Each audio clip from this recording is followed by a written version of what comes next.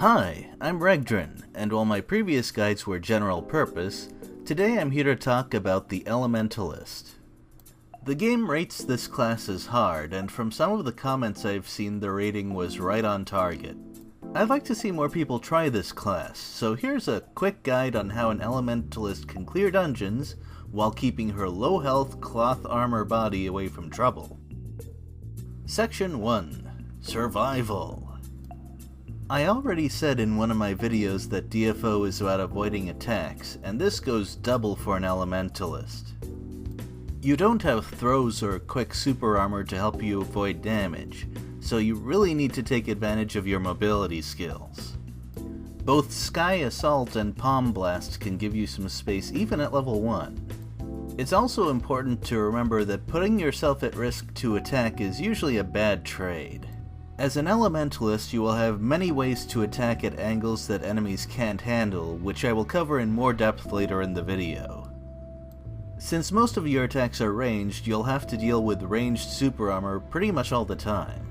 I want you to throw away the idea that hitting the enemy when they can't hit back is somehow unfair. Rather, it's central to your survival. There's no time limit. Well, most of the time. So do whatever you need to do to get through the room safely. Section 2. Gear. Armor-wise, there's no way to avoid cloth armor. Well, technically you can use any kind of armor you want, but you'll need the bonuses of cloth to work properly. For your weapon, definitely go with a staff for PvE. The quicker cast times of a rod might be tempting to help you stay mobile and survive, but you'll need the raw power of the staff to clear rooms in a reasonable amount of time. Elementalist skills depend a lot on the power of your weapon. Try to keep your staff within 5 levels of your character, maybe even buying one you can't use just yet when you see a good offer on the auction house.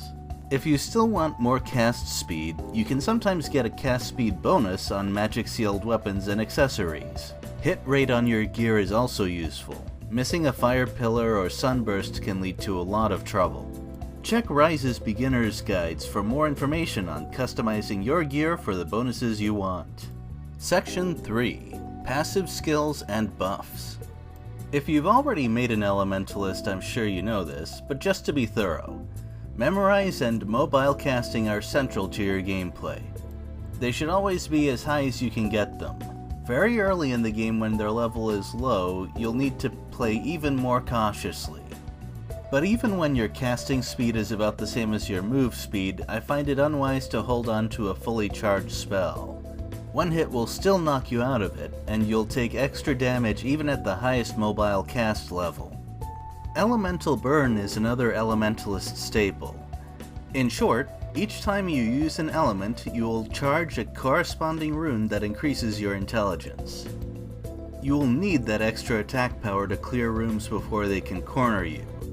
The runes last a pretty long time, so even your more advanced skills can keep you fully charged as long as you rotate your skills properly.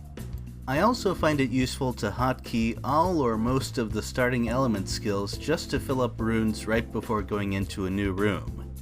Skill level 1 works just fine for that. One more thing to remember is that using the same element repeatedly doesn't recharge the rune, so spamming one skill for a while will leave you without any bonuses at all. I believe that all female mage classes need to max mana shield full stop.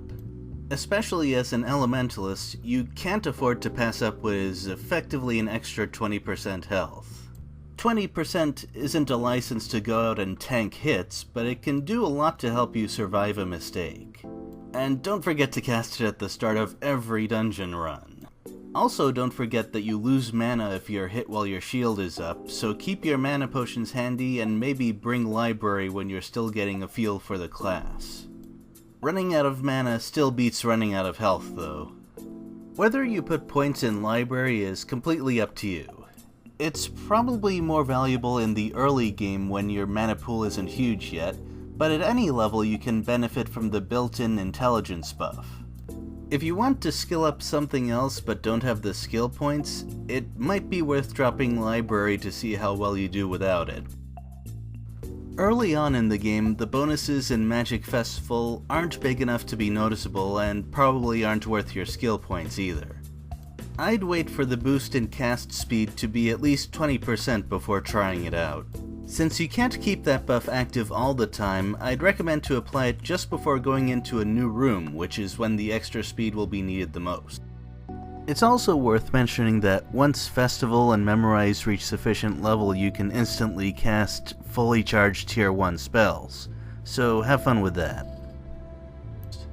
Elemental masteries are powerful, but leveling them all can be expensive in skill points. Bear in mind that the first point in a mastery gives a lot more power than the points after that. However, if you find yourself favoring the spells of a particular element, maxing that mastery is not a bad idea. Once you get access to Elemental Focus, you probably don't need my advice anymore, but for the sake of being thorough, I'll go over it. Focus is extremely valuable for any multi-hit skill of Tier 2 or above.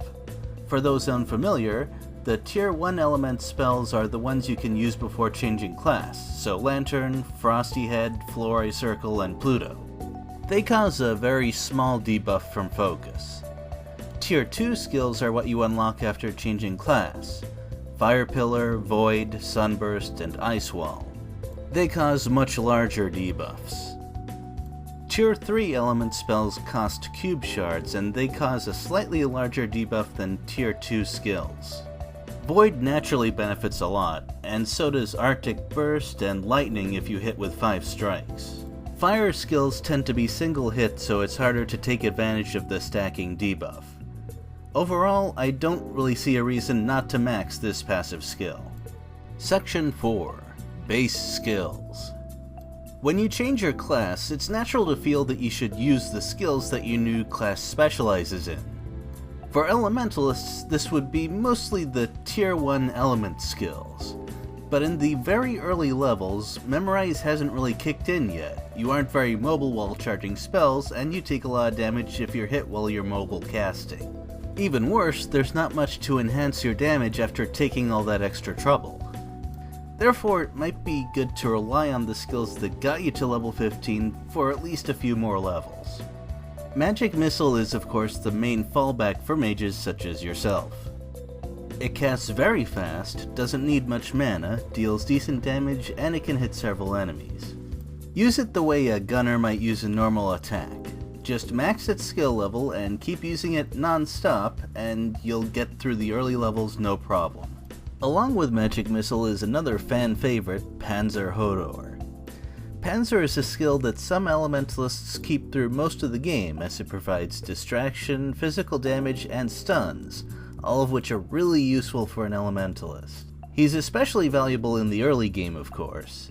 I personally don't use him later because I like to move the enemies around myself for things like Void, but that's more of a personal style thing.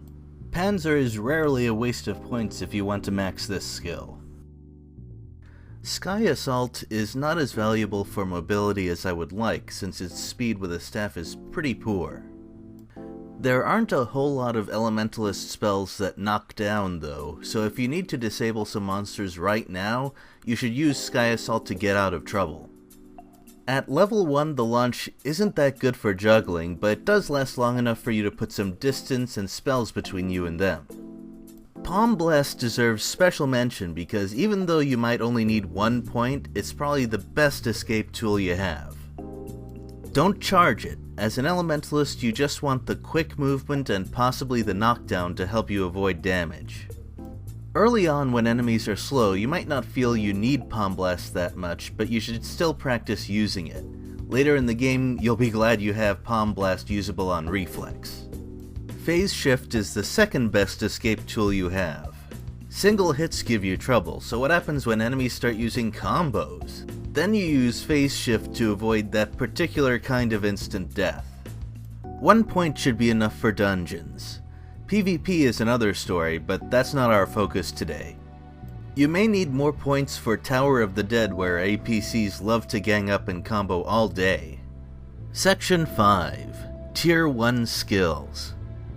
The basic 4 element skills are not nearly as basic as they first appear. In the early levels, they're dangerous to use due to their slow cast and charge time. I wouldn't recommend them at least until you get Elemental Burn, and perhaps even a few levels after that to get your Memorize passive up a bit. But once they get going, they can become the core of your damage. I'll show you how. Lantern Firebomb seems to be the least popular of the 4 basics, and I think that's because its greatest strength isn't obvious. The damage isn't as good as Flori or Pluto, and the AoE isn't all that impressive. However, Lantern is a pretty good sniping tool. It has the longest range out of the basics, and among later skills only Void can go further. Void isn't really a sniping weapon though, and the travel time of Lantern is much faster than comparable skills like Frosty. It's also worth mentioning that Lantern has an auto-aim component to it, cementing its usefulness as a long-range attack. Lantern's main drawback is that most fights happen in pretty confined spaces, so you won't get to take full advantage of that range. It's definitely a specialty tool, but look carefully for dungeons where it could be useful and don't forget you have it. Free skill resets are a wonderful thing. On the other side of the popularity spectrum is Pluto. The reasons are pretty obvious. It hits twice for good damage, it can easily hit several monsters with one cast, you come out of cast recovery while the enemy is still in hit stun so you can easily keep up the pressure, and the range at higher skill levels is good enough for most situations you'll encounter. So why don't I use it in any of my other videos? The answer is that it's the riskiest basic element skill. You need to cast it when the enemy is aligned with you on the X-axis, which is where most enemies can attack you. The range is good, but not extreme like Lantern. Be especially careful with enemies that have ranged super armor. Finally, watch out for the mana cost if you decide to use it in the early levels. Despite only being tier 1, the spell is not cheap. Keep your mana potions hotkeyed. If you felt like you had to use at least one of these skills early on, I'd recommend Flori Circle. Despite the short range, you don't really have to put yourself in danger to cast it.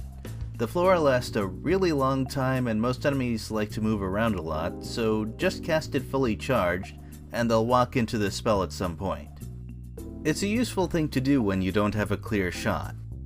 You can also use it as a Y-axis attack when you're directly above or below something, though I wouldn't recommend going out of your way to use it like that. I use Frosty Head a lot. This may be because I like to play it safe. The raw damage is the lowest of all the basics and the mana cost is not super low. To make up for these things, Frosty comes with a big suite of secondary benefits. The most obvious is the homing quality that allows you to cast it safely in a lot of situations.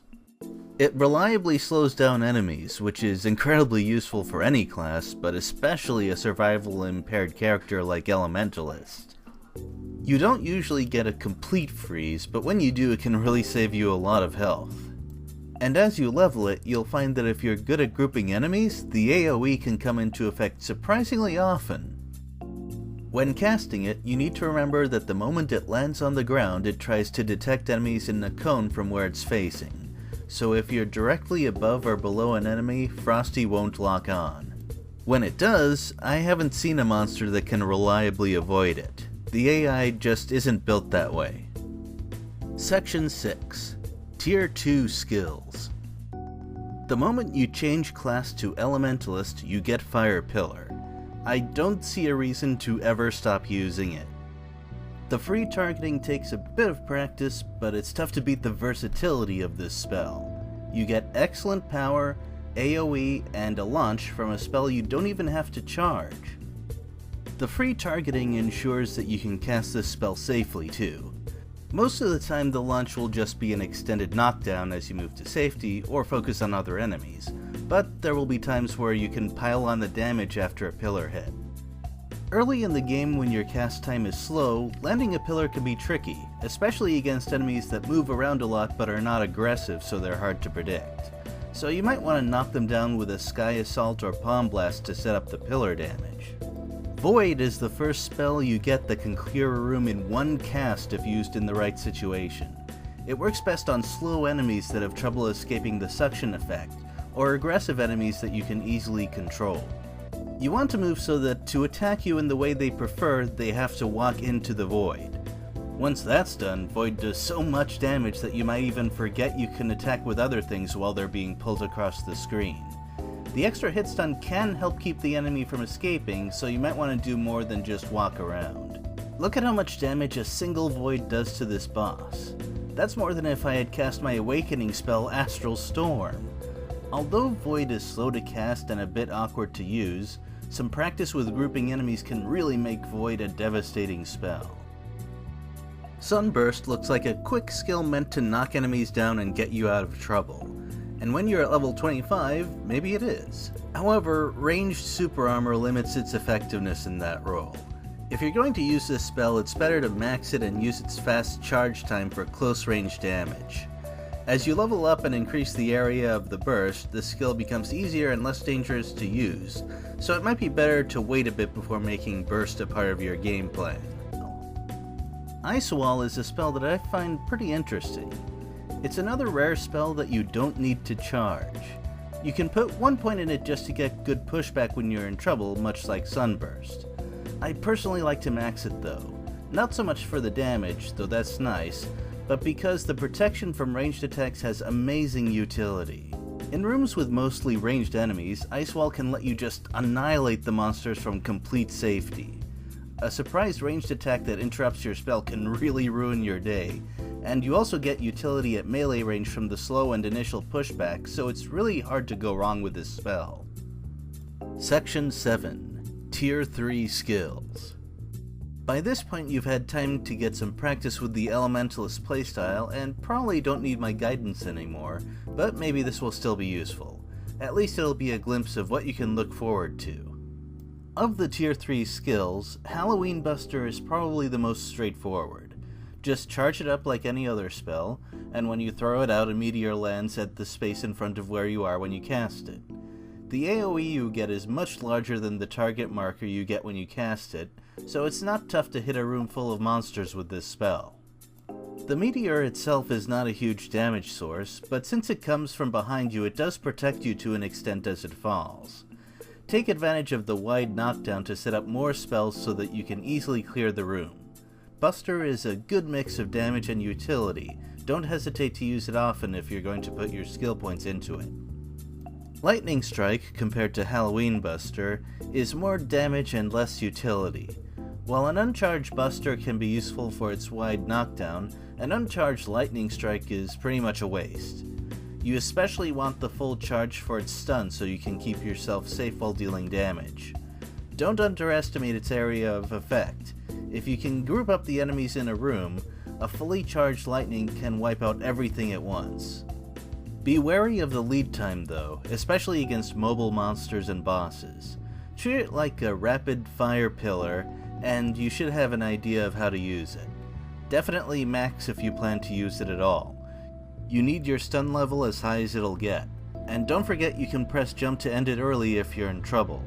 You're frozen in place while targeting your strikes, so that quick escape can save you a token. If you're in a party, Black Hole is pretty much guaranteed to make everyone else love you. Gathering up all the enemies in a pretty wide area will give them a chance to really show off their power skills. Even when you're alone, Black Hole can provide good opportunities for you. Fire Pillar and Void are natural follow-ups, but don't ignore other cube skills. I've seen an attitude that if you use 2 cubes in a room, you shouldn't use any more. Ignore that idea. Use Lightning Strike or Halloween Buster or something even bigger in the middle of those grouped enemies. Your time is valuable. Kill them all quick. And don't count on Black Hole's damage alone to kill enemies. That spell is pretty weak on its own. I've mentioned spells that can potentially clear out rooms on their own in the right situations. For Arctic Burst, the situation is very simple. If the enemies are in front of you, they will die. Arctic Burst is now the iconic area spell for Elementalists, and it's easy to see why. On your own, it's an excellent tool for medium-sized rooms. It has very wide area, freezes enemies in place, and ignores obstacles. In a party, this utility extends to very tough enemies. If your aim is mildly decent, it allows them to beat the tower out of just about anything while ignoring the small fry because you just killed them all. Just be careful with the charge time. You do not want to lose the long cooldown to some unseen enemy poke. And like Lightning Strike, you are stuck in place during Arctic, so hit jump to cancel it if you're in trouble. Well, until Second Awakening, when things get really crazy. Section 8. Prejudice. Also putting the pieces together. Progression as an Elementalist is a test of patience. At the start, you're not much better than a basic mage without many tools to clear quickly or help you survive. As you unlock more Tier 2 spells and get better use of Tier 1, you can finally defend yourself better and deal pretty decent damage. Then you get Tier 3 skills and just blast everything in a room. There's more after that, of course, with Awakening and the skills following that, but at that point you should have a decent feel of how your skills work and the best ways to use them. But don't forget, no matter how powerful your spells are, you have a little girl body in cloth armor. Take care of yourself. I think that's about it. Here's hoping your journey along the path of the Elementalist takes you where you want to go. I'm open to feedback as always. Please post your thoughts in the comments below. Also click this up. Because you're hungry for more, don't deny it.